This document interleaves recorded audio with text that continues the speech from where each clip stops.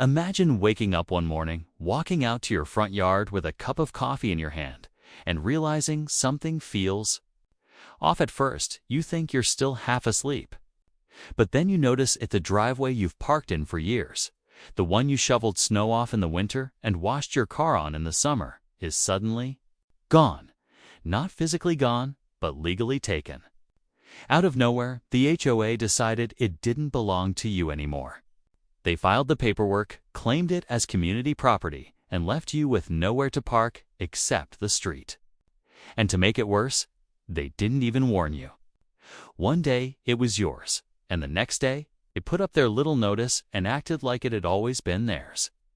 Now, anyone who has ever dealt with an HOA knows they can be strict.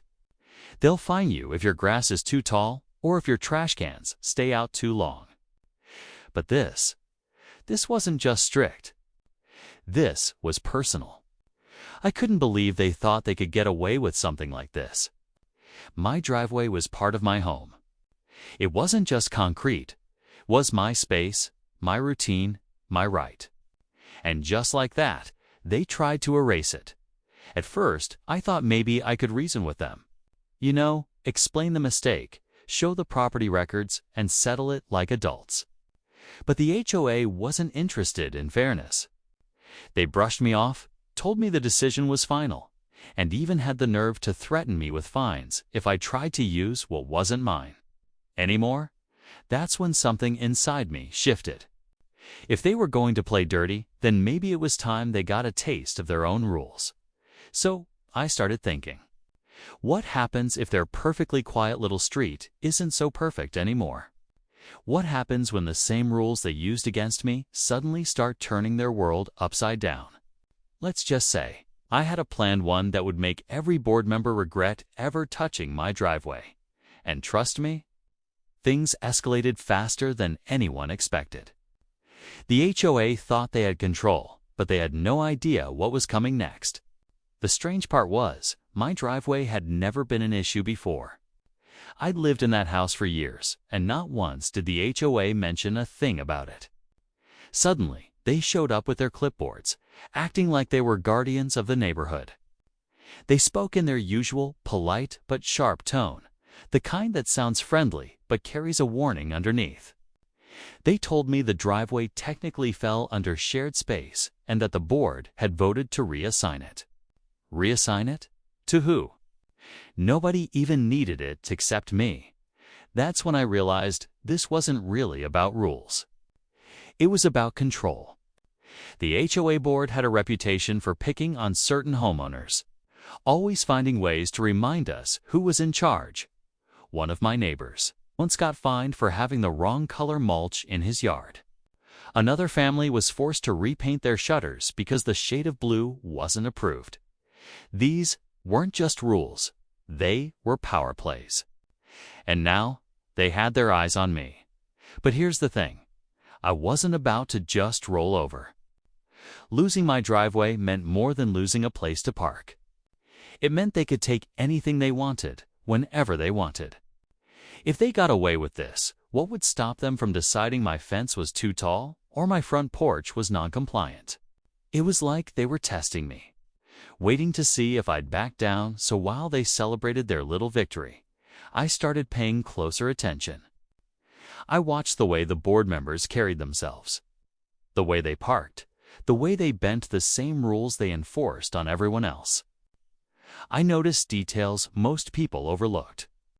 And slowly, an idea began to form, one that would turn their quiet, picture-perfect street into something they'd never forget.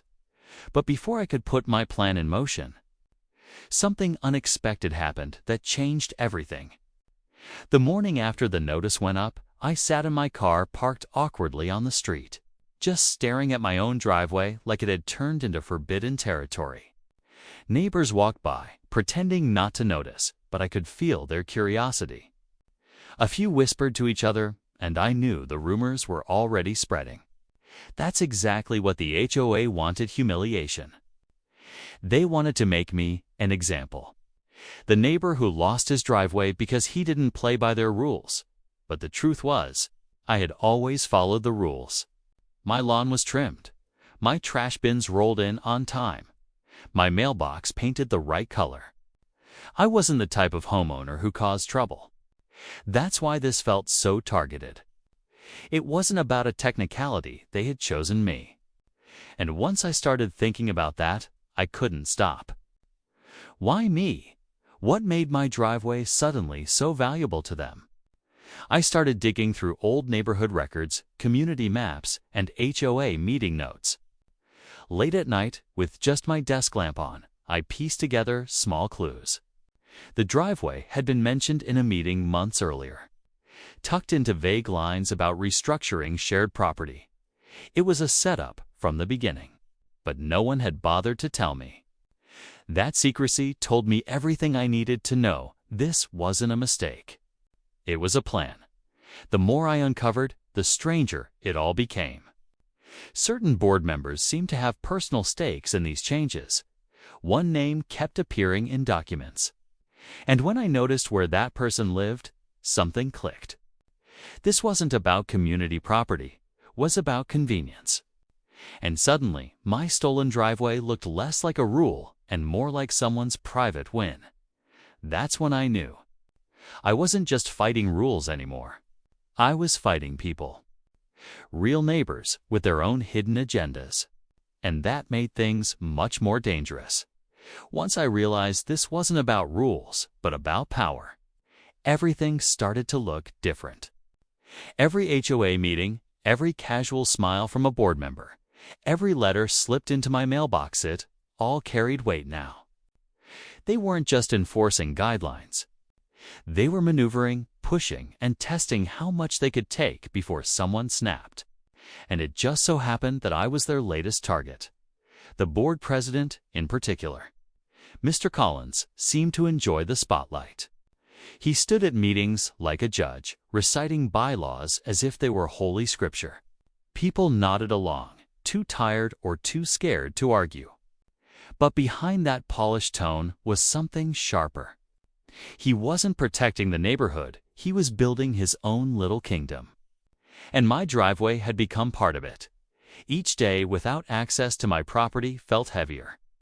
I'd come home late from work and circle the block for a parking spot, passing my empty driveway like a reminder of what they had taken. Some nights I'd sit in the car, staring at it, my anger simmering. The injustice wasn't just eating at MIT, was fueling me. I knew if I stayed quiet, this would keep happening, to me and maybe even to others. So I began laying the groundwork. I noted every car parked along the street, every violation the board members themselves committed. Overgrown shrubs, trash bins left out overnight. Vehicles parked too close to fire lanes, they weren't as perfect as they pretended. I gathered it all, slowly, carefully, like pieces of a puzzle. Then came the moment I'd been waiting for. A neighborhood gathering, one where everyone, board members, neighbors, families, would be there. The perfect stage. I knew that when the truth came out, when their secrets were exposed under the same rules they used against me, the calm little street would never look the same again. The air that evening felt charged, heavy with something about to break. I stood there, watching the board members laugh and chat, completely unaware of what was coming. My heart pounded as I prepared for the moment that would turn their order into chaos. Just as I was ready to pull the rug out from under them, something happened that I didn't see coming. Before I could even step forward with my evidence, the HOA board announced a special update to the community. At first, I thought it was just another round of pointless rules, maybe new paint restrictions or mailbox regulations. But then Mr. Collins cleared his throat and revealed their big news. The HOA was planning to expand the community park. And guess whose property line they wanted to adjust for the project? Mine. The words hit me like a punch. Not only had they stolen my driveway, but now they were coming for part of my yard. And the way Collins delivered it with that smug half-smile made it clear this wasn't about improving the neighborhood. This was personal. The driveway was just the beginning, and now they were doubling down. I felt the ground shift beneath me. Suddenly, my plan didn't feel big enough anymore. Calling out their hypocrisy wasn't going to cut it. This wasn't about a single victory at a meeting. This was about survival, about drawing a line before they erased everything I had worked for. But then another layer of the puzzle started to reveal itself. As I glanced around the crowd, I noticed something strange. Not everyone looked surprised by the announcement. A few neighbors exchanged glances, almost as if they already knew. That's when it hit me the board wasn't acting alone. Some of the people I thought were just bystanders were actually backing them, quietly feeding into their agenda. The betrayal stung. I had been so focused on Collins and the board that I missed the deeper game being played. This wasn't just a fight against the HOA anymore. It was a fight against neighbors I thought I could trust. And that twist made the stakes even higher. Because if they had numbers on their side, then I was outnumbered. Still, one thing was certain. They had no idea what I had been preparing behind the scenes. And the next move I made would shake their perfect little system to its core. The night of the big meeting finally arrived, and the room was packed. Neighbors filled the folding chairs, kids whispered in the back, and the HOA board sat at their long table. Papers stacked neatly in front of them. Mr. Collins adjusted his tie, clearly ready to unveil more of his so-called improvements. I could feel the tension in the air, like everyone was waiting for something to explode. When the floor opened for community comments, I stood up. My hands were steady, but my chest was pounding. I laid out everything I had collected: photos of their cars breaking parking rules, proof of unapproved renovations, screenshots of emails where board members bent bylaws for themselves. Each piece landed heavier than the last. Murmurs spread through the room, neighbors leaning forward, eyes darting from me to the board. For once, their power was slipping. Collins tried to cut me off, waving his gavel, but I wasn't done. I pulled out the final document: property records proving the driveway had been part of my deed all along. The so-called community property never legally belonged to them. Gasps filled the room. The same people who had whispered about me before were now whispering about them. The board had been caught red-handed, and their carefully crafted authority cracked in front of everyone. It should have ended there. Victory was mine. The driveway restored, their hypocrisy exposed. But just when I thought the chaos had peaked, the real twist hit. From the back of the room, another neighbor, someone quiet, someone I barely noticed before, stood up and revealed his own stack of files. He had been collecting dirt too, but not on the HOA, on me, apparently. My late-night digging and quiet surveillance hadn't gone as unnoticed as I thought. He accused me of breaking community privacy rules, of stalking, of turning the neighborhood into my own game. Suddenly, all eyes swung back to me. The board was shaken. But now so was I. My victory had flipped into uncertainty in seconds. I had exposed them, yes, but in doing so, I had exposed myself. And in that room, with the tension thick enough to cut, no one knew whose world was truly about to crumble. The room fell into silence after the neighbor's accusations. And for a moment, it felt like the ground had shifted under my feet again. But instead of panicking, I took a deep breath and faced it head-on. I explained why I had been keeping records: not to spy, not to stir trouble, but to protect myself from the HOA's constant overreach. I reminded everyone that if I hadn't collected that evidence, nobody would have known the truth about how the board twisted the rules for their own benefit. My voice shook a little, but it was honest, and the crowd could feel it.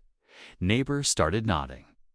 One woman stood up and admitted she had been fined unfairly for something small.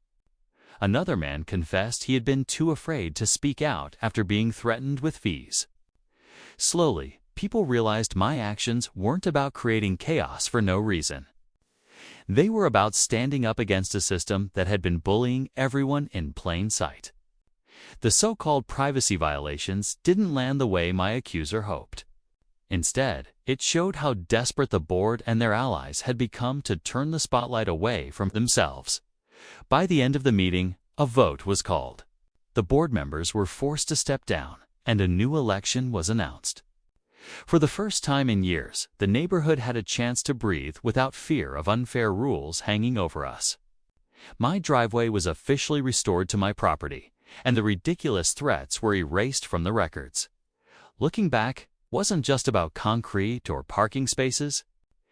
It was about proving that even the most ordinary person can push back when things go too far. The HOA tried to take control, but in the end, they only exposed their own weakness. And as I pulled my car back into my driveway that night, I couldn't help but smile. Chaos had changed the street, but maybe, just maybe, it also set us free.